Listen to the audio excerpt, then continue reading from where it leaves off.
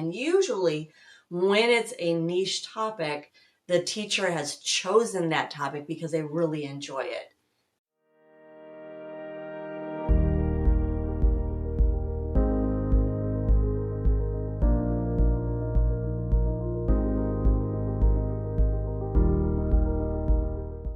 Hello, everyone, and welcome back to Athena's Agora. Hello, Professor Emma. Hi, Dr. Kirsten. Hello.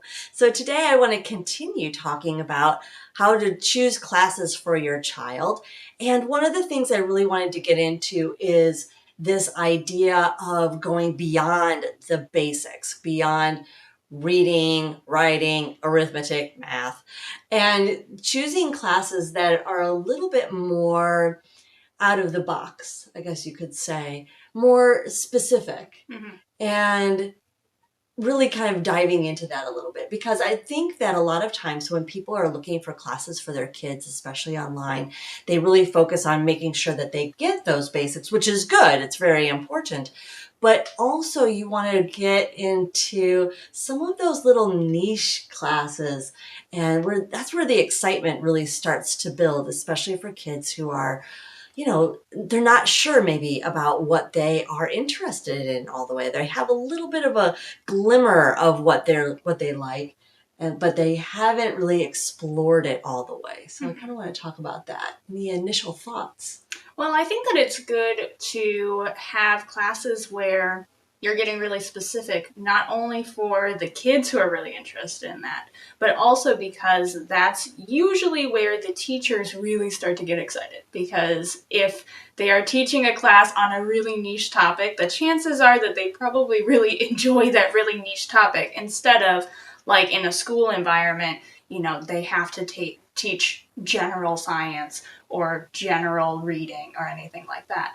So if you have something that is really specific, you start to get everyone pretty excited about it. That's true. In fact, I remember teaching in a public school. As you know, I taught third grade for quite a number of years, for about 10 years. And I had to teach a lot of subjects, including ones I did not enjoy. Like I hated teaching spelling, so I refused to teach spelling to any other child now. So yeah, that was not a good subject for me to teach. And I was really excited about teaching some, different little things along the way. So for example, around Halloween time, what I would do is I would actually teach about bats and spiders. Now, the school district that I worked in, one of the school districts I worked in, they didn't allow for, full on Halloween exploration and celebration. And so a way to kind of circumvent around that was to teach about subjects that would naturally come up during the Halloween season. So bats and spiders. Oh my goodness, it was so much fun. Like I'll go into a little story here. We actually took, it was my creation because this was before the internet. Every day, a lot of the kids they would drink milk out of little milk cartons. And so what I did was I had the kids save them. So we amassed a whole bunch of them and cleaned them out, made sure that they didn't smell or anything like that. No bacteria growth. It wasn't that kind of a science product. Yes. And I cut out the bottom, took the bottom, inverted it inside the now bottomless milk container, put glue on the side so that it would actually stay in, so that part would stay in. And then I think it was just one piece of construction paper, I was able to get at least, I think, 2 houses made. I was making bat houses, by the way. And yeah. So then what I would do is I took a piece of brown construction paper, cut it, and I was able to get it so that one segment, I guess, would go all the way around the milk carton. And then the part that was left over was perfect for the rooftop of it. It was brilliant. And then I had a bat stencil. And at that time I had a die cut machine. And so I was able to cut out a whole bunch of bats. Oh, actually, no, I'm wrong. I cut out one bat and then they created their own so they could all be different, of course. So, and then I put them on the bottom so that it would look like they were either flying out or kind of flying in, depending on what the kid wanted to do. And I created this huge tree in my classroom and hung all of these from the tree. It was stunningly awesome. So, but it was so much fun because the kids got to learn about bat houses and we got to learn about bats and really, I don't know, jazz up our classroom too in the process. And then I actually used the tree for other things. So just a little tip right there. And it was so awesome. It was great.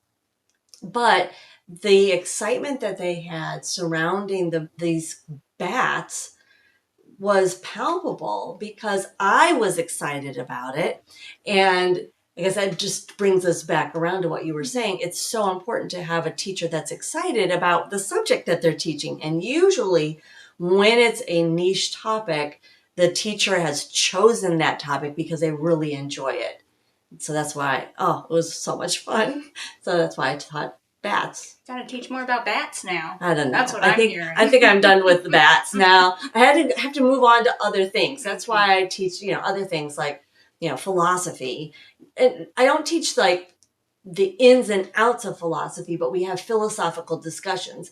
And it's so awesome because you get these very deep philosophical discussions from kids that are, quite young that would rival adult discussions. It's incredible. I love it. And that's why I teach it more than, I'm done with bats and moved on to philosophy. Anyway, reasonable. But you do the same thing, right? I have philosophy of science too, which, because you just talked about philosophy, I do philosophy of science where we talk about really specific things. We talk about the scientific article publishing industry. Ooh. I don't think that usually gets covered pretty much like at all. Even once you get to college, they don't usually tend to talk about that. That's kind of just something you learn on the job.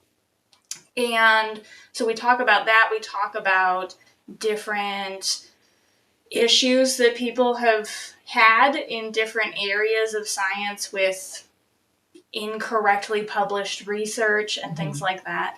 So yeah, we get really specific into it. I have a lot of specific classes. Yes, I've got algae. I've got marine disease ecology. I've got marine mammals. I get really specific. You really do. But luckily you have the field that you can get that specific. I never really had a field that I obviously gravitate towards history and science, but you have a specialty, and that's really nice because you can dive really deeply. Dive deeply in marine ecology. But yes. It is fun too because when I'm going through all of these topics, I'm learning more about things that are really exciting me, because when I first start planning out a class, I don't know every single thing about the topic, nor do I now. Right. But as I'm building the class, I'm learning more really cool things. And then when I get to the things I'm super excited about, like giant viruses or like square microbes, I'm like, oh my gosh, guys. Yeah. Get ready for this. Well, kind of like what you just happened, maybe this will date the video, but, or a podcast. But what about the sea star wasting disease? My gosh. Right? That was such big news. Very exciting for you. Not as exciting for me. I mean, I'm happy about it, but you don't. I'm not happy about the disease. No, as we shouldn't be. But it was such an exciting moment for me and also my class at the same time, because I have students who have been told about sea star wasting disease, and before I was telling them, we don't know the cause of sea star wasting disease. And that was always like, whoa, we don't know. And then with, the groups, I actually, on the day that we found out, I was doing a Found talk. out what, though? I don't think we told everybody. So we found out the cause of sea star wasting disease. Which is that it's a Vibrio bacteria, which makes sense because Vibrio is also, one of the species of Vibrio is cholera. It's a super, infectious group of bacteria. And so it's super common to have Vibrio diseases in the ocean, and we kind of are like, why didn't we think of this sooner? But we figured it out as scientists. because it is not in the tissue necessarily, it's in the coelomic fluid, which is the fluid inside of the sea star. Okay, but let's go back for people who have no idea what sea star wasting disease is, because you're like throwing out all these very niche topics, big words. Okay, sea star wasting disease is when you have a sea star and it starts to mysteriously, as until recently, melt into goop. So we had no idea what was going on with this. They were melting into goop, and there were some that could recover from it, but other species were hit very hard, like the sunflower sea star. So sunflower sea stars, because of wasting disease, totally, they're now critically endangered, because we had like a 99% loss of this population. Right. So we then figured out very recently that it was a Vibrio bacteria that caused this. So we found out that it is a type of bacteria. It's in the Vibrio genus. The Vibrio genus is the same genus that causes cholera, which is a disease that usually people talk about with tracing the disease origin, because it was a very important disease for figuring that out. So we figured that out, and that was published. I say we as in scientists. I was not personally involved in this particular discovery. But when this was released, it was the same day that I was holding a talk to raise some money for charity. And so a lot of my previous students were able to attend.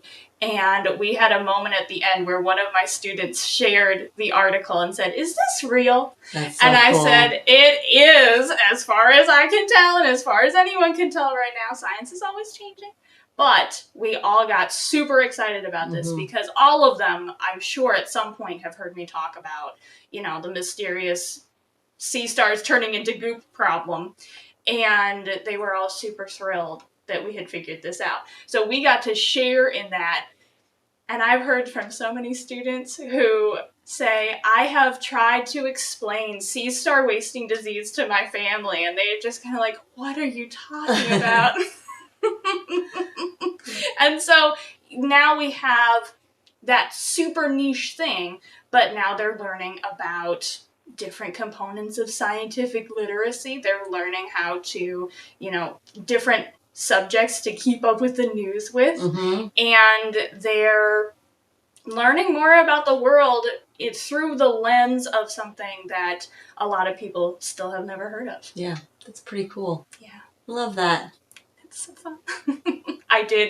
I will tell you this, podcast viewer, I did cry when I figured that. Like, when I saw the news, I was thrilled. And sent me a text with about 1,000 exclamation points. And all caps. Yes, it was a very exciting moment. But that also goes to, I want to bring it back, though, to when you were taking classes. I think that what's so great is that now you think in that way that, oh, I can make this into a class. Whereas when I was in school, it was the basics. However, I did go to an elementary school where they had little, I don't know, they must have been like 8-week little stint type classes where we did have different things. Including stamp collecting. Ooh. So that kind of dates me too, probably. People still do that. But yeah, I think they do, right? Yeah. But that was kind of fun. I still have some of my stamps from my stamp collection. But yeah, I think it kind of adds to your educational experience. Not just learning about that subject, but thinking beyond and looking for the things that maybe aren't in a regular standard class. Yeah. And it's good to expand your horizons like that too, because if you have a student who doesn't really know what they want to do in the future, even if they're sort of like generally interested in some things, just having them exposed to people who are really passionate about their field and in a specific way can help them realize, oh, I might not like marine bioacoustics, but I'm really interested in how sound works, things like that. Because a lot of the time when you have these niche things, they're also connected to a lot of different components. And so you can pull in a lot of different information to broaden their horizons a little bit. Yeah, and thinking, again, beyond what is normally presented to them, too. So one of the things that I was just thinking about was when I would basically choose classes for you when you were growing up, obviously. And I think one of the things that people don't think about a lot is involving the child. Like, you can know, okay, they might be interested in this or they might be interested in that. And there were some classes where I would find a class and say, hey, what do you think about this? And maybe you weren't all the way ready to dive into that subject, but I knew that it was kind of on your periphery, right? It was a little bit outside. So there were some times when you did take a class, maybe that wasn't the exact type of class that you would like, but then that opens doors to other things and how you thought about things. And it brought in different experiences, different people that we could build upon, right? But I think the main thing is asking you what you wanted to learn about, right? Here we have this and this and this. Which one would you like to take? Would you like to take all of them? How would you like to do that? And actually, I was thinking about this the other day. That actually goes back to my mom. My parents were both educators. My dad stayed in education for quite some time, but my mom was also a teacher. But I remember distinctively when I was going into first grade, I was able to choose which school I went to. Do you want to go to this school with this friend, or do you want to go to this school with this friend? And we looked at the schools and stuff, and it wasn't. There weren't very many choices, but it was really. I felt very grown up and very in charge of my education. I'm sure. I mean, my mom doesn't really remember all the way. She's like, wow, that was really nice of me to do that. But I remember them asking me questions like that. Do you want to do this or do you want to do this? And I think that's really important to help the child to feel like they have like a say in it. Yeah, say in it. Like it's part of their inner compass, right? They're helping to guide themselves through their educational path. And that will then help later. Did you want to say something before I talk about the later part? Well, I mean, even when I was in high school, I remember there was one time I needed like a half credit for something. And you said, okay, look through these classes and see which ones you're interested in, because you had found a site that had a whole bunch of them. And so I looked through and I chose the oceanography one. How about that? How weird. But yeah, it's just, I remember having some sort of, remember having a say in it. And so I think that was good. Yes, especially when you got to higher education. Well, it's first of all, you choosing your classes for college. Now, of course, not everybody goes into college, so you can make other, kinds of decisions, decisions and other things. But in this case, I remember too, when you were going to go get your master's, all of a sudden you're like, I'm going to go do this. Yep. It's in another country, but I'm going to go do this right now. I'm like, oh my goodness. It wasn't right now. It was in a year and a half. All right. Maybe. But you had already submitted stuff. Like I came in on the very tail end. Like I didn't have any idea that this was being thought about. But I don't know if I had known that it was being thought about until before, quite short time before you were told about it. Okay, good. It was a very fast decision. Okay, which is not typical of you. Usually, you take a longer time. So that's why when you said that, I was like, "Whoa, where is this coming from?" And this is brand new. Okay, well that makes me feel a little bit better. It was brand new. Wow. But I knew I had a year to get accustomed to the idea. That's true. Well, in that case, it was very, okay, when it comes to choosing schools, I do very quickly, say, okay, this is the school. Right. Like, that happened with Santa Cruz. That was the only school that I wanted to go to. Right. And then when I was choosing my master's, I applied to a whole 3. Up from 1 previously. 3. And I had one favorite in mind. Okay. Like 100%. So with schools... I kind of go into it quickly. But with classes, I deliberate for a long period of time. And I do think that, going back to what you were saying about broadening their horizons a little bit, I think that that is one component of general ed classes in college that people sometimes overlook a little bit, and even in high school, because you still have to do the same sorts of things. If you can have choices in what you take for those, choose the fun stuff. Right. That's why I took a museum cultures class that I didn't technically need. But now I have information, like I know about museums, and that's why I teach a marine organisms and museums class, which is, again, deeply specific. But something like that where, like, I took a children's literature class instead of just, like, literature from the 1800s, you know, whatever typical one that everyone chooses. So I chose all of these interesting ones.